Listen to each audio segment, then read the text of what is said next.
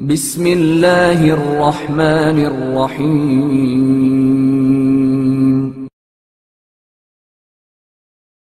इताअत नफ्स शर्मिंदगी का बाइस। मोहम्मद इब्न अब्दुल अजीज का बयान है कि मैं और रशीद इब्न ज़ुबैर अक्सर साथ साथ रहा करते थे। वाज़ेह हो कि रशीद इब्न ज़ुबैर शायर थे और शक्ल व सूरत के लिहाज से इंतहाई बदसूरत थे, जिन्हें देखने से तबीयत में तकद्दुर पैदा होता था। एक दिन रशीद इब्न ज़ुबैर काफ़ी ताख़ीर से आए तो मैंने पूछा कि आप कहाँ रह गए थे? तो उन्होंने कहा, भाई आज मैं बहुत ही ज़लील व रुसवा हुआ हूँ।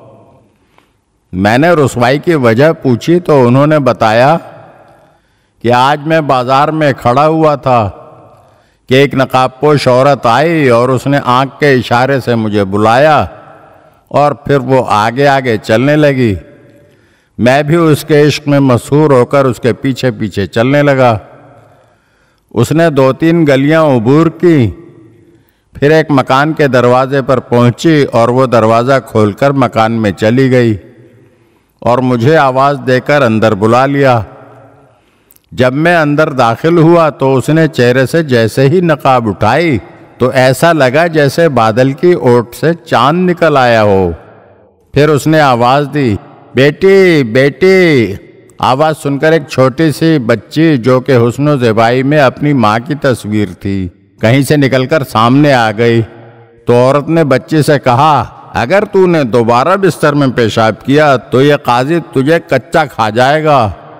इसके बाद उस परी पैकर ने मेरी तरफ रुख करके कहा, मोहतरम आपका बहुत बहुत शुक्रिया, मैंने आपका बहुत कीमती वक्त लिया, इसके लिए मैं आपसे इंतहाई माजरत खा हूँ।